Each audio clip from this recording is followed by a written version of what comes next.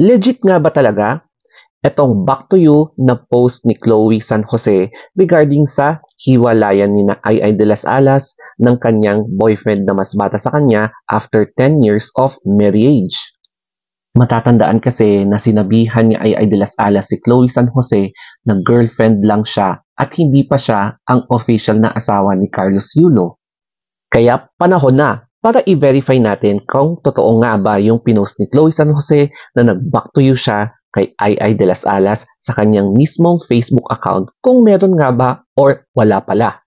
Matatandaan kasi na nagbigay ng statement si Ai de las Alas na ang sinabi niya ay makananay siya, na kahit na anong gawin mo sa mundo, nanay mo pa rin ang taong nagluwal sa'yo. Pero nagsalita din si Pokwang na sabi niya, no, hindi responsibilidad ng anak ang kanyang magulang.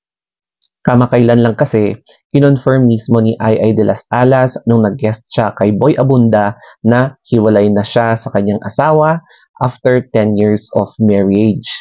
Inamin mismo ni Ai de las Alas na ilan sa mga posibleng rason kung bakit sila naghiwalay ay una, yung pagkakaroon niya ng ibang party or nag-cheat na siya kay Ai noon kaya nagkaroon ng trust issue.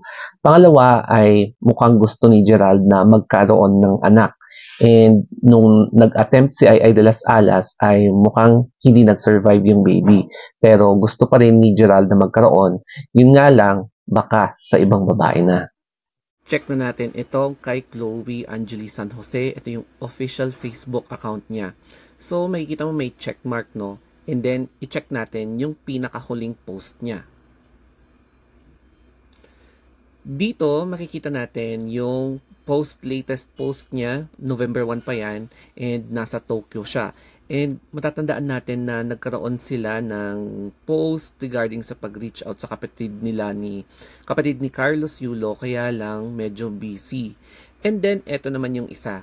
So, October 31, it was a repost na nagkaroon sila ng Halloween costume. So, nagkaroon siya ng ganitong klaseng attire na siya daw yung bride ni Chucky while si Carlos Yulo ay si Chucky. So, yun yung kanilang costume na dalawa. And then, eto pa. I'm not sure kung magkaibang event ito. So, iba yung get up nilang dalawa ng kanyang Frenny. So, we leave quite an impression. So, sabi niya. And then, ayan, ito pa yung mix na kanilang post. So, October 31 and then October 27, ito naman yung kanilang Red Charity Gala ni Carlos Yulo. So, definitely wala kayong makikitang post niya tungkol sa back to you niya. Mukhang wala tayo nakitang post na sinasabi ni Chloe San Jose na binaback to you niya or binabackfire niya si Ai de las Alas. And chinek mismo natin sa kanyang official Facebook account. And ang nakita natin na latest post niya was way back November 1, October 31, nung Halloween pa. Ano na ngayon? November 12, di ba? Tapos, yung isang pin post niya was a repost from year 2021.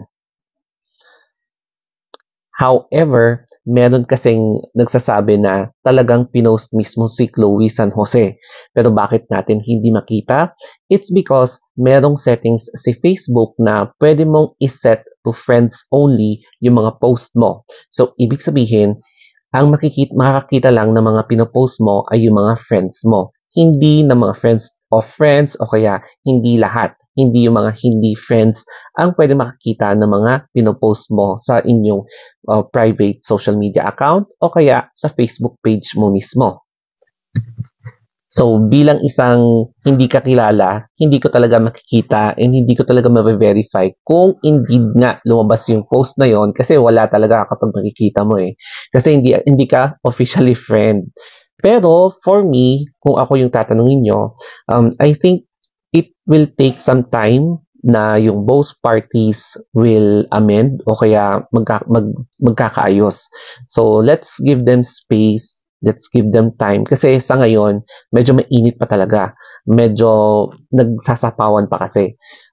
In time, sa side ng isa, marirealize din nila na pagdating ng panahon, it will take them courage na mag-reach out, o 'di ba? Para magkaayos na, no? And para maiwasan na yung toxicity. And for the family mismo, it will also take time na mabawasan kung ano man yung init, 'di ba? Yung heat of the moment. So I do really hope to choose positivity kasi at the end of the day, family is still thicker than kung anumang liquid yan or kung anumang likido na umaapaw sa iyo. O, di ba? Blood is still thicker kahit na balik-balik na rin mo yung mundo. Okay? So, that's it guys. Thank you and have a nice day.